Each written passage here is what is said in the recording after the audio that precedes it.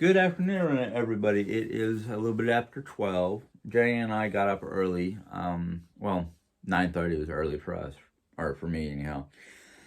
and we found out, or Jay and found out a day or two ago that our county, our area, found out that we were having, or we are having today, an dump for recycling. So basically, what it is, they set up a place that you can take your old electronics or your old electrical stuff and dump it off there. And basically, take it there. They they pull it out of your vehicle. You don't have to get out and do anything. They just, you tell them what it is, where it is. They pull it out of that spot and throw it with all the other stuff. And boy, howdy, was there a lot of stuff there. I mean, I saw old fax machines, old TVs, old computers.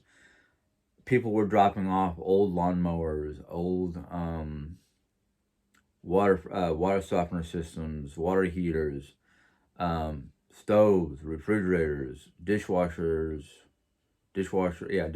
washing machine dryers.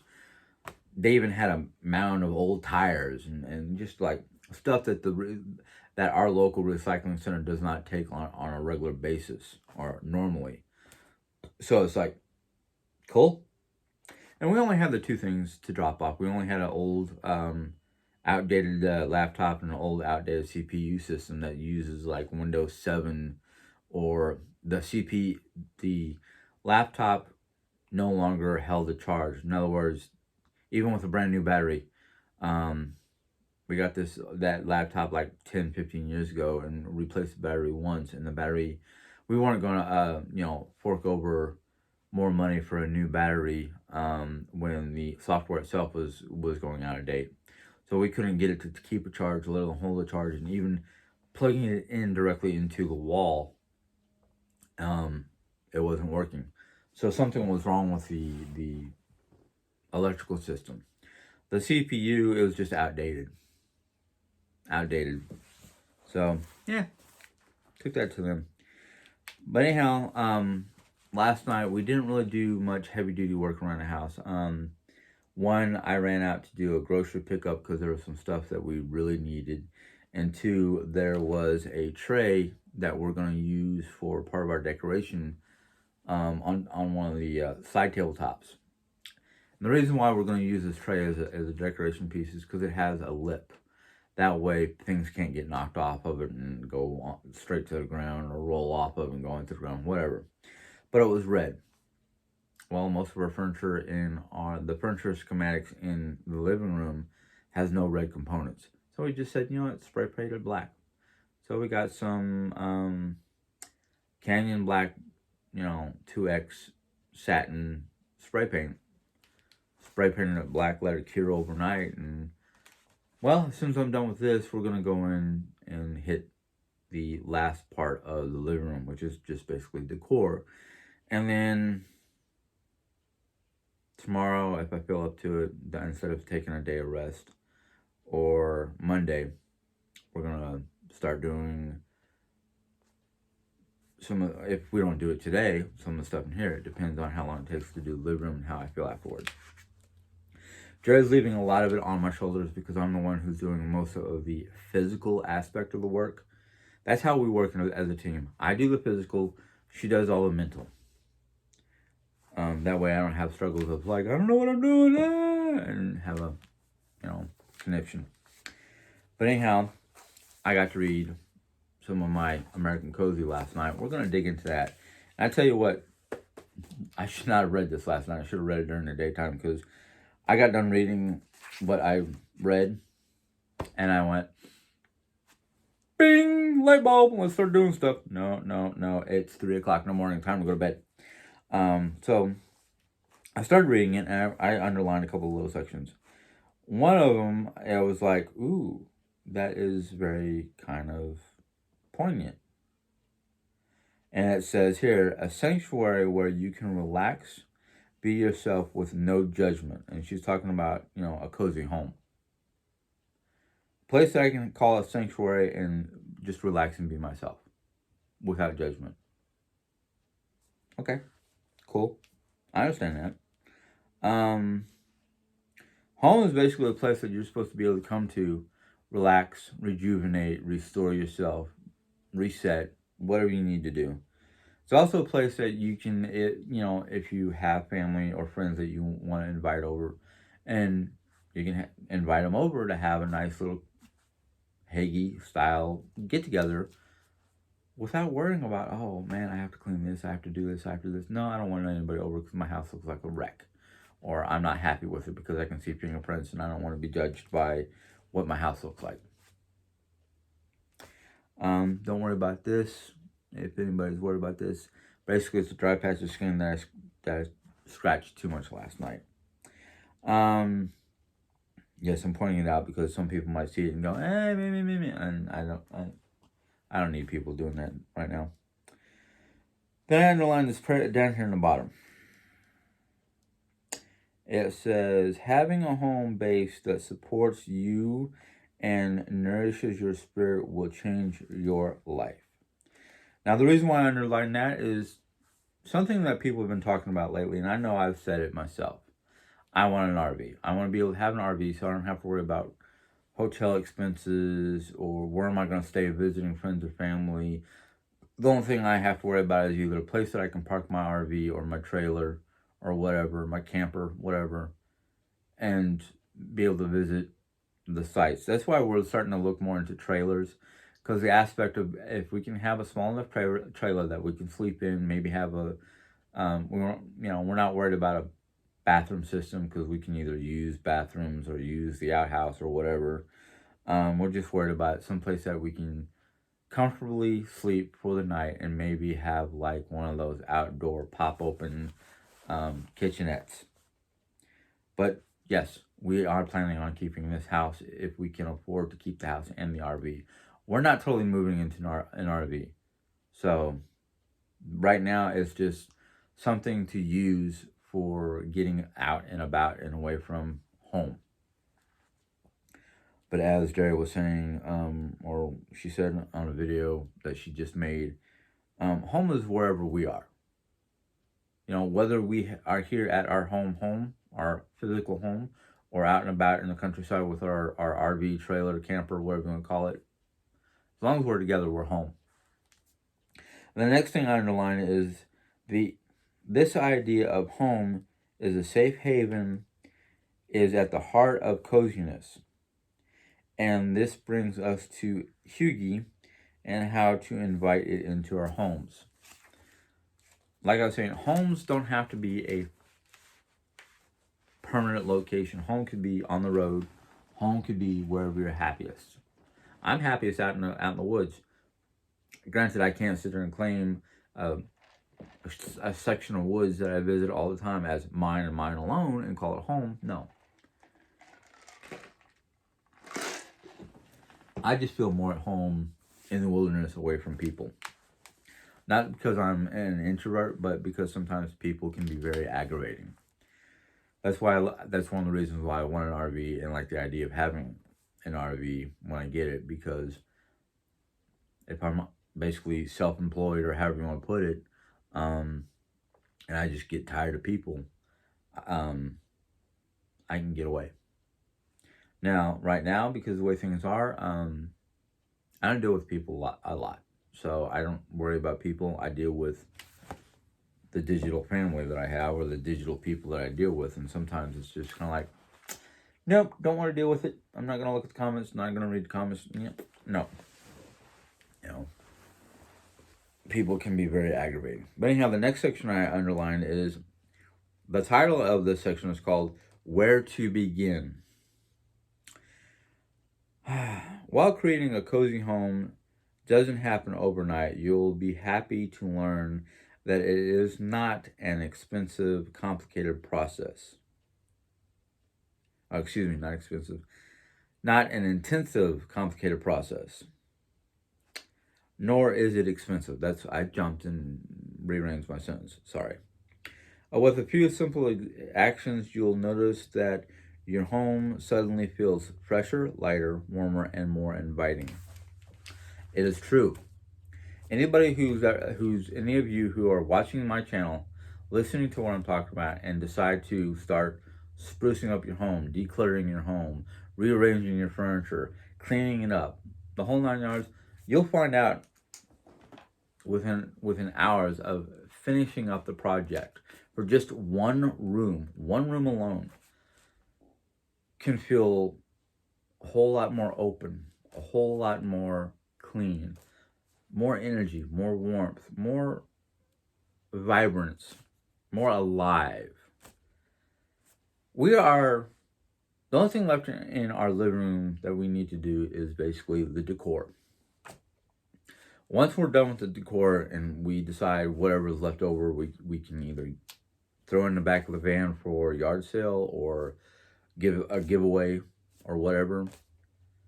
I'm already feeling that the room is more open. The living room is more inviting. The living room is more vibrant. Doesn't feel so heavy or uncomfortable. I came into this room after today's adventure, and as soon as I walked in the room, I was like, is it me, or does this room feel a little bit more open now that I don't have an extra line or layer of stuff in my way? It's amazing how things can make you feel when you just clean up and declutter or organize and rearrange stuff just to make it feel different, cleaner, open. Not so much stuff piled up on tabletops or on the couch or wherever. It is amazing. Some of you have already stated how different a room felt like after you just cleaned it up. And I'm like, yeah.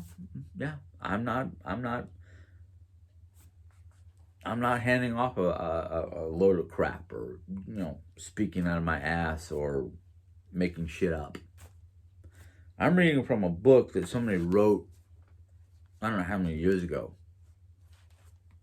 This is not just your run-of-the-mill author. This is somebody who's not only a professional at what she does, and basically what she does, and she even stated at the very beginning of the book, she's a home decorator she uses feng shui, kandu, and hygge, or hegi, for those of you who don't know what hygge is, or the translation. She has scientific studies in here. She has proof from scientific people from around the world on Q&A of how people feel about clutter or an unclean home or whatever. Anyhow, the next bullet point is, she basically states right here, read chapter 3 on decluttering your home. Once all the extravagant stuff is gone, light, warmth, and energy can flow unimpeded through your space, giving you a better idea of what more you can do to create a sense of hygge, different ways of pronouncing that word from different parts of the Nordic world, Nordic nations. But yeah, I read chapter 3 and I went, and I talked to Jerry and she went, let's do it, and we're doing it. This one had me going because I was like, ooh. One person's good odor could be another person's bad odor, or one person's bad odor can be a problem. And it says, do not tolerate odor. Or I should say, do not tolerate bad odors. Not odors, but bad odors. But like I was just saying, one person's bad odor, like my mom doesn't recognize the smell and odors produced by her smoking. I do. It's bad. I try to talk to her. She tries her best to deal with it. Not very successfully, but, she tries. There are days where I'm busting my rump trying to clean up a room or trying to keep an area clean and go to throw garbage in the kitchen garbage can, especially, and go, ooh, yeah, time to change that.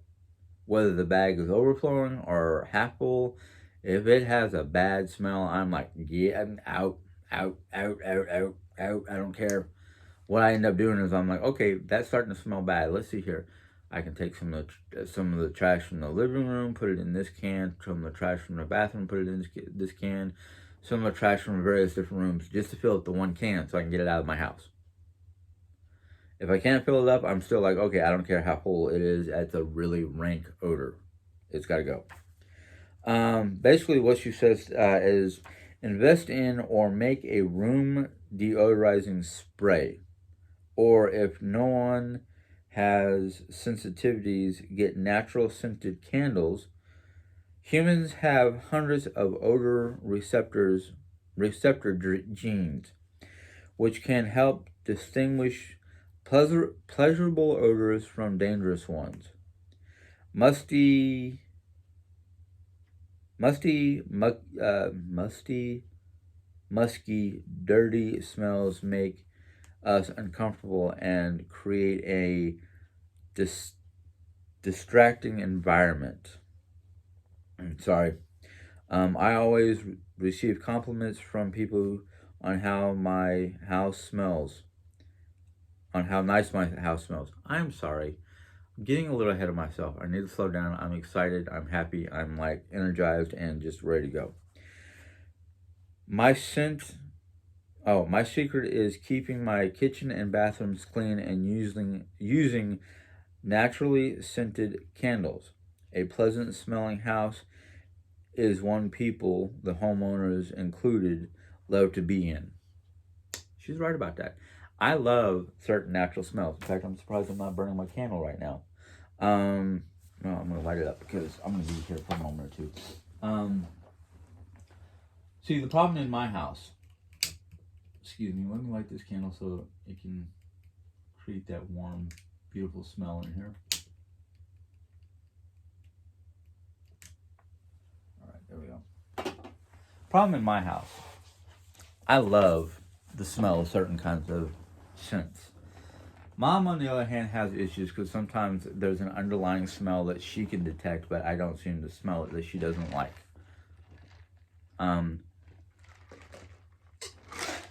Now, one of the things I usually joke about, but I'm not like totally joking about, I'm kind of serious about. I think one of Mom's problems is a lot of her childhood memories have certain smells or scents or whatnot that, oh, no handkerchief, that were unpleasant to her or overbearing. Because you can get a little out of control and just spray things everywhere and have a unpleasant reaction or memory from them.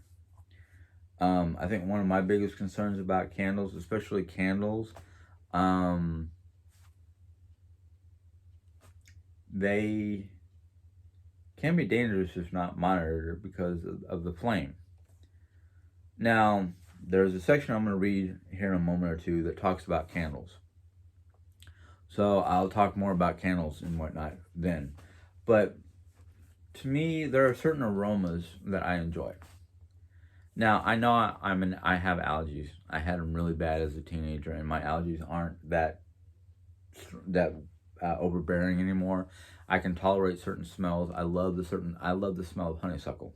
Mom does not. There are other things in nature, the natural smells of nature that I love, like evergreen forests and things like that. And I would love to invite as much of that smell in my house. I did not put up my hair, so sometimes I gotta brush it back because it hits my ear. I love the smell of nature. Nature has a lot of lovely smells, but because of Arizona and whatnot, I don't like the smell of oranges because the smell of oranges reminds me of the time when we were living in Arizona when I developed really bad allergies to natural perfume or natural smells and certain perfumes. It just reminds me of those days. Now, am I going to say we can't have oranges in the house? No. I just don't want to live near a grove of oranges ever again because when you have that many, I mean, when you've got like a square mile worth of orange groves, and not just one square mile, but several square miles or acre, 20 plus acres worth of orange groves. You know, and they're all blooming and pollinating and producing those smells all at the same time. And that's what my sinuses kind of go, nope, we're shutting down. We're creating a dam, nothing comes in, nothing goes out. And I end up sounding like I'm underwater or just can't breathe through my nose. Or if I can breathe through my nose, it sounds like a train whistle. You know, that's how bad it was. And that's why I'm more of a mouth breather than a nose breather, because of sinus issues.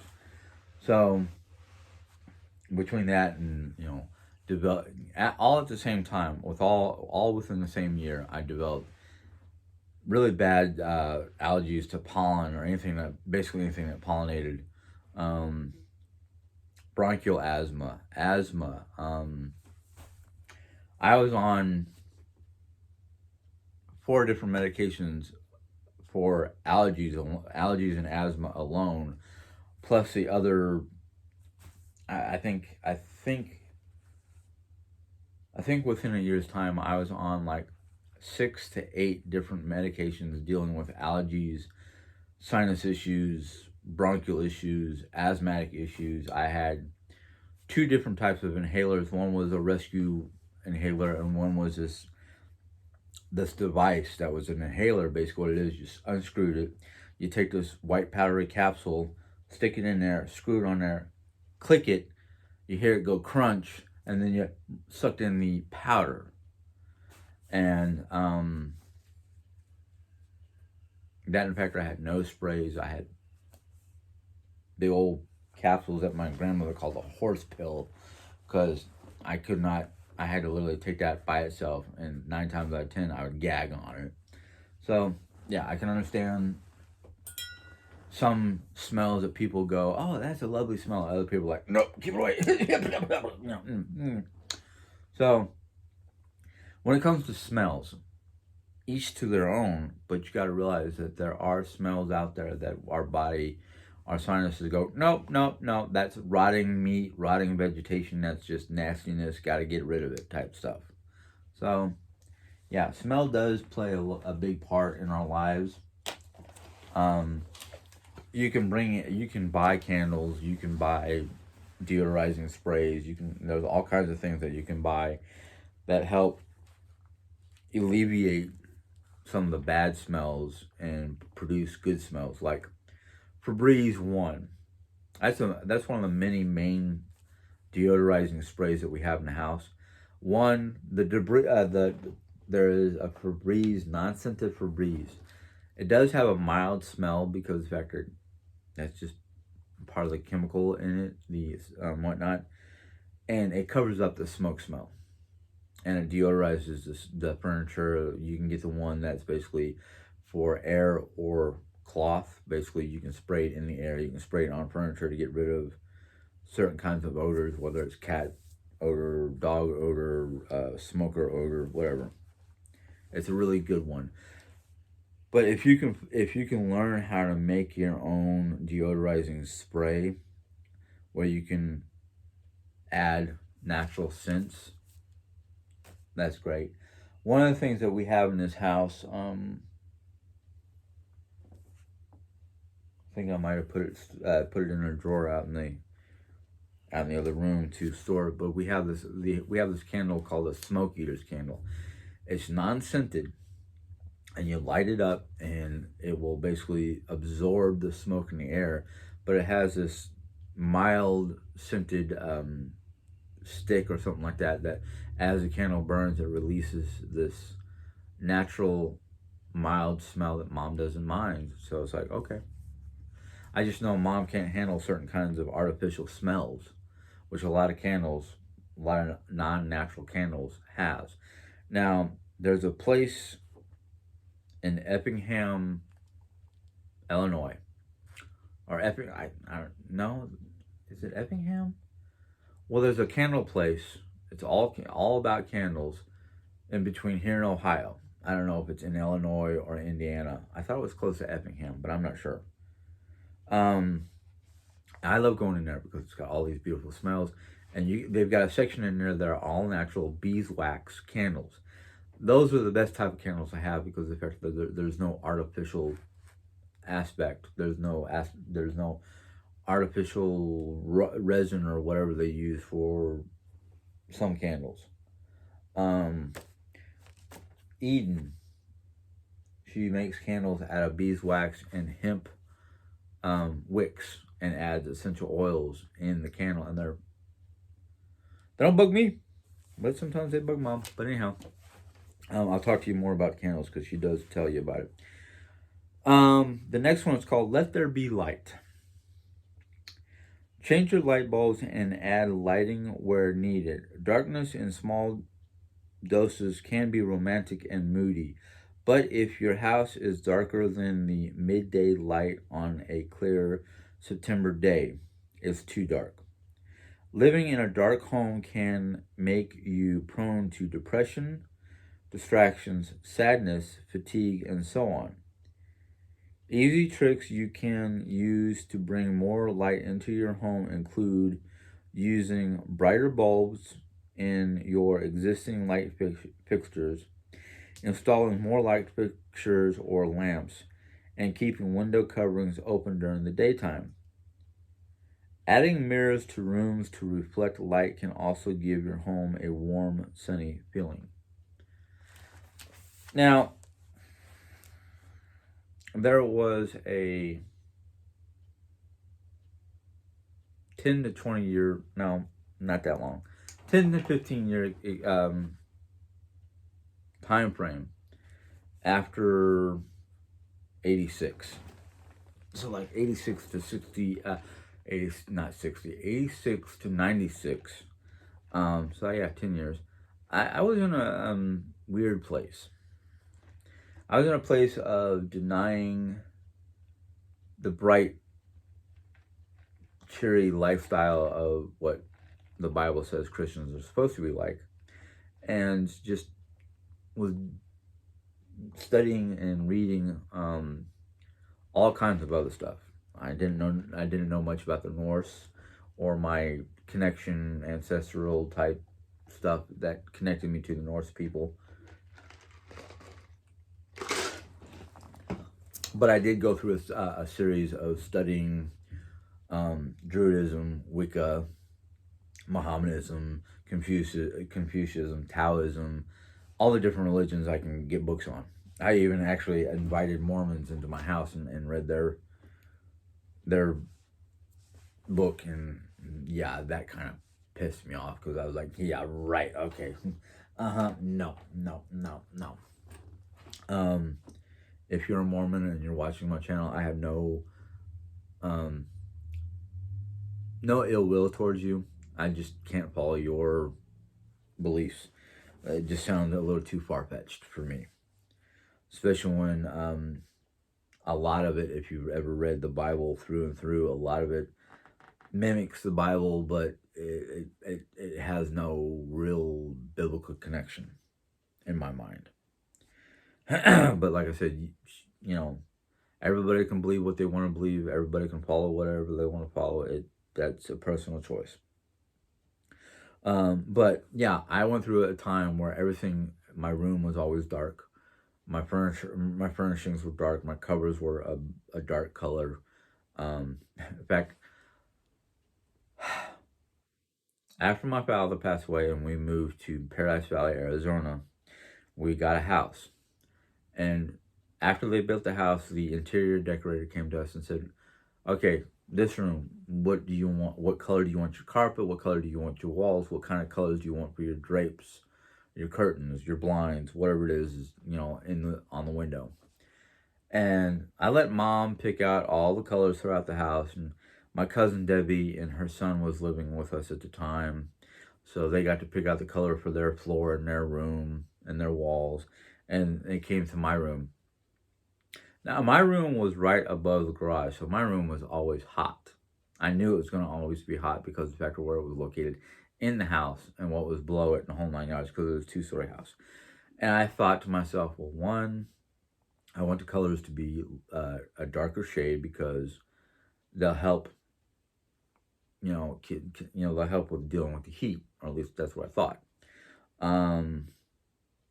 I didn't really understand thermodynamics and whatnot. I just knew I understood certain things.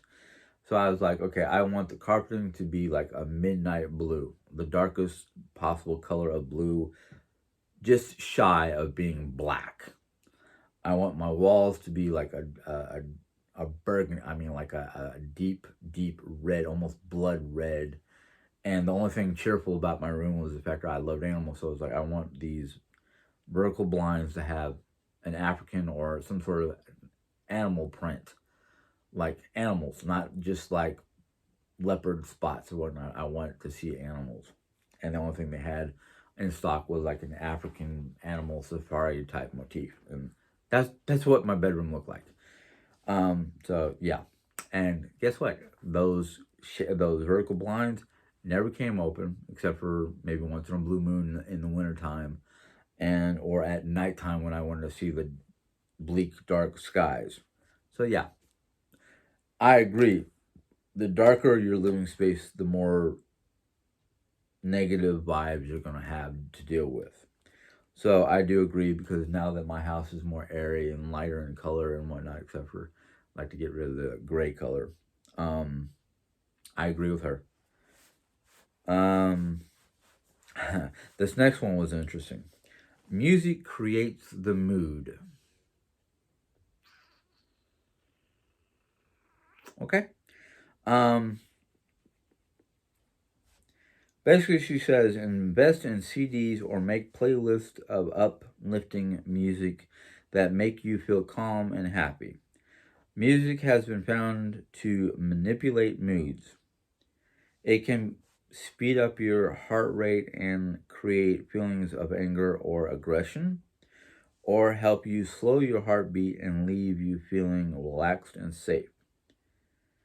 Much of this has to do with the music's tempo, the volume of the drums and bass, and whether it uses smooth, these terms I don't understand, but smooth, legato tones or choppy sac- staccato tones. Don't ask me.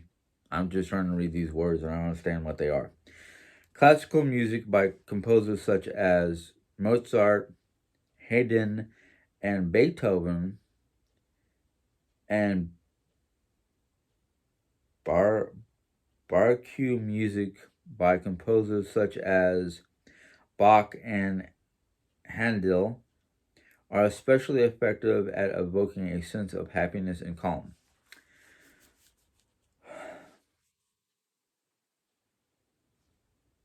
Music is one of those things where it's to a person's taste. I'm not a big fan of classical music. Never have been. I want to hear words. I want to hear lyrics. I want to hear sounds other than just the classical music playing. Now, I have a variety of different types of music of different genres, or, yeah, genres. I have some Christian music. I have some Celtic music. I have classic rock. I have, well, 80s rock. I have folk music from Australia. In fact, one of my favorite folk artists from Australia is John Williamson. Very interesting character. I've never really met him. I've read some of his backstory and whatnot. He is from Australia. In fact, he wrote a couple of songs um, that were interesting songs because they're funny, they're quirky, they're humorous, but they talk about the Australian back country, the bush country. But two songs that I know about from what I heard was written in particular about Steve Irwin, the crocodile hunter. One of them is called Crocodile Roll, and the other one is called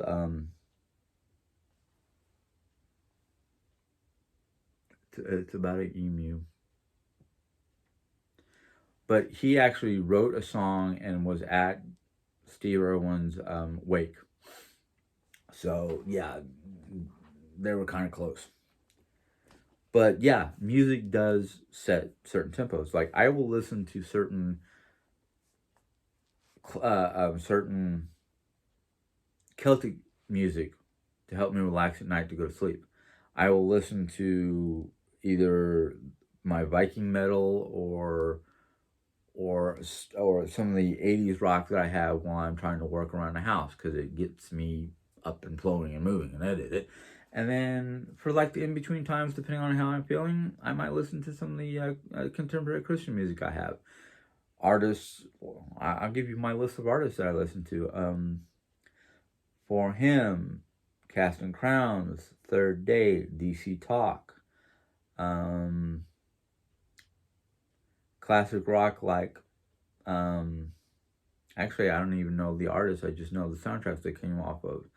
I have music from the soundtracks of Iron Eagle and Top Gun and Pretty Woman. I don't even remember the artist's name. He did Simply Irresistible, ZZ Top, some Metallica, some Guns N' Roses, Bon Jovi.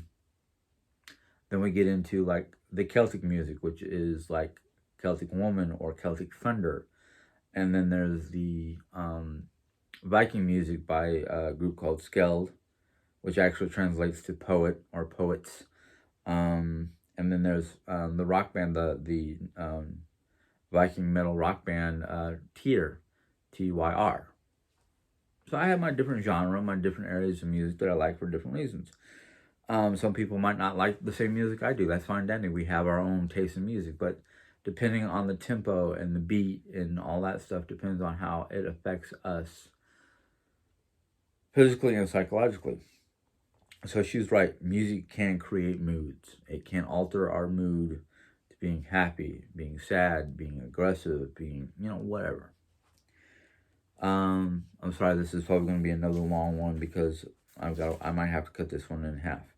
The next one down is do something about those cords and chargers.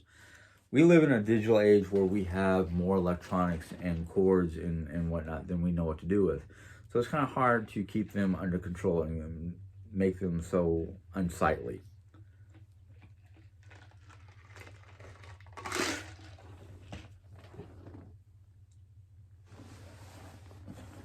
Yeah, big old chunk of ice. Basically, she talks about methods of how to wrangle them. Nothing clutters the look of a room like a tangle of cords and surge power strips. Excuse me, not surge protectors, power strips. Run cords through the wall. Use a cord management system or mount power strips to the underside of bookshelves, side tables, cabinetry, or under the sofa. Basically, if you don't have a reclining system like we do, you can put them underneath the sofa and you won't have to worry about them being in plain sight or being crimped or whatnot. What I've been using lately is a combination of zip ties and tucking them behind decor or behind stuff in my TV cabinet. The cords for our side lamps and whatnot are kind of tucked behind stuff, but they're zip tied so they're not just laying all over the place, snaking around the room or behind the couch or whatnot. So yeah, if you've got a power strip and a mess of wiring, get yourself a couple zip ties, zip the wires together so they're not just all over the place, and then try to find a way to hide the power strip and the cords behind your TV cabinet, behind your couch, behind your furniture, or if they're all across, if they're like across the room because the plug is here and you need it over there, try to find a way to get a cord management system to line it up against the wall, and hopefully it doesn't have to go up and over a door, which we're going to have to do in our bedroom. Either way, to get power to where we want to put the TV, we have to go up and over a door. And we'll show you that when we get to it. Get rid of those throw pillows. This is something I have to deal with here at the house. Basically, she's talking about Danes, most Norse people, don't use throw pillows. Which they're basically they're a visual clutter. They visually make the sofa, the chair, even a bed in the guest room look cluttered. So she's basically saying use less of the throw pillows. And then down at the bottom of it, she says here, well, here, let me just read this part. They were considered a source of annoyance, having to be moved so people could sit or sleep on the furniture underneath these pillows.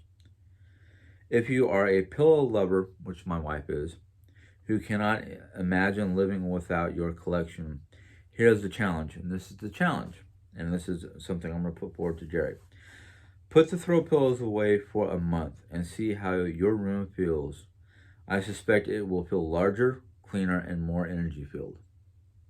So basically, if you have a lot of throw pillows that are on chairs or beds or whatnot, take those throw pillows, store them away in a bottom of a closet or top of a closet or someplace that you can store it in without being a headache for at least a month and see how you feel. If after that time you feel that you can't live without those throw pillows, okay, pull them out. But like she says, she suspects that you'll feel more at ease. The room will feel cleaner, larger, and more energetic.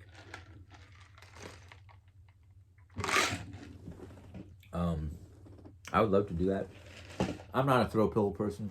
I have pillows that I sleep on my bed. That's on my bed. On the guest room, I have maybe, well, Jerry was the one who decided to do this, but on the guest room bed there's 2 pillows per side, and then she has 1 or 2 throw pillows kind of like in between just as decor. I find that useless. Most people end up throwing at least one of the 2 pillows that they're supposed to use to sleep on, plus the decorative pillows onto the floor, off to the side, away from, out of their way. All right, I'm going to read this one last part because it's pretty long, and then I'm going to stop there and just make a part 2 for this particular sector. Because she does room by room. This last one, which I was talking about earlier, is buy a candle for every room. 1 candle for every room. Danes are crazy for candles. In fact, candles are the unofficial symbol of the Hygge or Hygge movement. Like most things Scandinavian, there's a practical reason candles are so important. I'm going to stop there for a second. Scandinavia. Now, I've already said that I once thought that was a country, not a group of people. Scandinavians are the name used for most of the Northern European sector, which was also considered Nordic territory. Scandinavian wasn't just the people, it was a form of language, if my memory serves me right. Scandinavians were basically the hardier type people that the Norse people descended from or came from or were a part of. I don't know how their connection is, but most of the time when we talk about Scandinavia, or Scandinavians, not Scandinavia, but Scandinavians, we're talking about people from like Norway, Finland, Sweden, Denmark, Northern Germany, or some of the Northern Germanic nations. They were considered part of the Scandinavian culture. But anyhow, yeah, this isn't just for Scandinavians. I think a lot of Europeans, especially old world type old people who like to think about their ancestry, most everything in Europe has a rhyme or reason. There's always a rhyme or reason for them to have it or use it or whatever. But anyhow, it says here, during the long, dimly lit, cold northern winters, candles are how Danes bring light and warmth to their indoor winter lives. For most Scandinavians, a lit candle creates a intense connection to the warmth of their childhood. To avoid creating indoor air pollution, choose natural vegetable-based or beeswax candles that are unscented or scented with a favorite essential oil. Be sure to place candles in a safe, stable spot where they won't be knocked over by children or pets, and where the flame is far from paper, cloth, or anything flammable. I'm gonna go ahead and end this here because we're at 45 minutes, and I don't really want them to be too long. I probably got another. Oh, let's see here. 4 pages worth of information, and that's going to take a good while to read it all. Now, I'll tell you what I've read so far, or what I read to you guys so far, makes me kind of go, okay, I understand what you're saying, but the question is, especially in our modern day world, now I don't know how they do it in the Scandinavian territories or Denmark or any of those places anymore, but nowadays, we have electric heat, fireplaces, various ways to keep ourselves warm. We don't need candles just for the warmth anymore. But I will say this much. Here in America, this is an old tradition or an old thing from like back World War One, World War Two. In the old days, back then, probably up until the 60s, maybe some people still do it, I don't know. But actually, they did it even before World War One. They did it as far back as the Independence War and days of yore. One of the reasons for candles, especially if you put a candle in your window, and a lot of times if you put a candle in your window, it's back in the old days before electrical batteries and whatnot and battery operated candles. The reason for putting a candle in the window is it was a means to guide family members who were away for a long period of time, whether it was a hunting trip or a business trip or whatever reason they were away from home for a long time. They used to put candles in the window to help guide them home.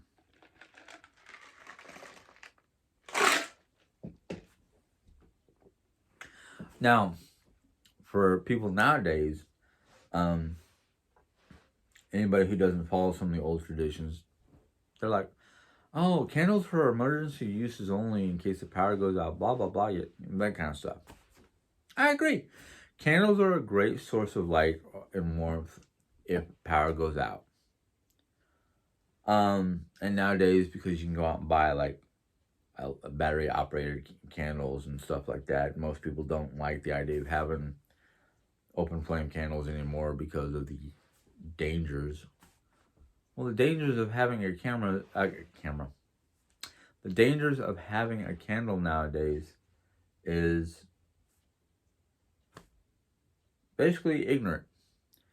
What I mean by that is, if you have a candle, you know it's lit.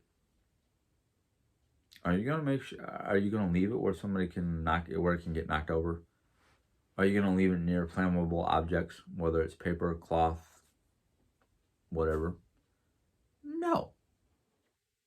Most people who, I don't want to say play, but most people who use candles or have any kind of open flame object are not going to leave anything close to the flame to get burnt. Or they're going to make sure the candle is watched, especially if you've got rambunctious kids or cats or whatever that could knock the candle over. Or I saw a video once and I went, how the heck?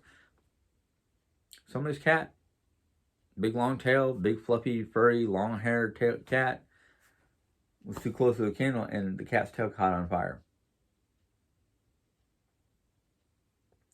Most people nowadays who are going to have a candle are going to have some sort of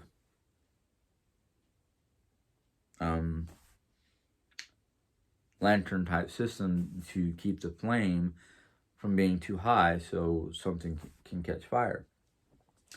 For instance,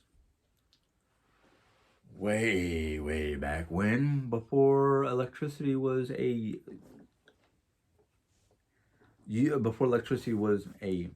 major or common use item, the only people who had electricity way back in the 20s, 30s, 40s, whenever electricity became a big thing. Back in the old days, basically back in pre-Civil War, maybe pre-World War One days, when electricity was costly because it was a new thing and it was not in every home. Just like telephones when they first came out was not in every home. In fact, you're lucky to be able to walk down to a local grocer to use the community telephone. We had gas. Gas became before electric, and gas stoves or wood-burning pot-bellied stoves were the norm. You had to watch your children, your pets around those hot objects, those open flames, those burners. Why would you not do the same thing with a candle? Yes, I understand that once you're done using the stove, you turn it off, just like a candle. Once you're done using the candle, like, you don't need a candle in that room, and if you're not taking the candle with you to the next room, you blow the candle out, or the lantern, or whatever it is you're using. Understandable. A lot of things that I've been talking about in this book, to me, is common sense. Just common sense. Why would I get up and leave this room and leave this candle burning until it burnt out? Why? I don't need it right now. I can blow it out right now and be fine. I like the smell of it. I like the ambiance. I like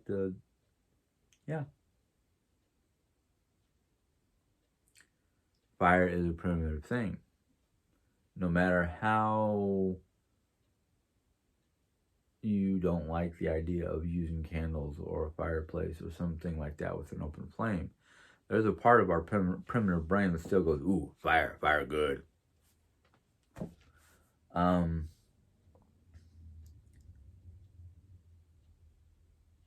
You can see a lot staring at an open flame. But then there are people who like fire too much and become arsonists or something chaotic.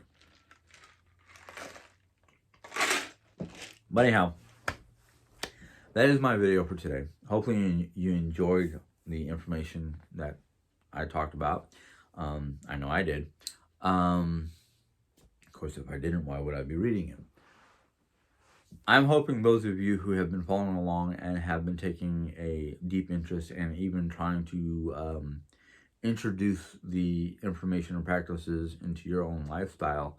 I've had a few people say they have been, and it makes them feel great, makes their home look great. I appreciate you guys for viewing it. I appreciate the fact that you're even trying it. There's nothing wrong with that. I mean, there's a lot of information out there that can help us out, whether we think it does not. Because I used to be one of these skeptics that was like, oh, self-help book, yeah, that's not going to work for me. I've been reading.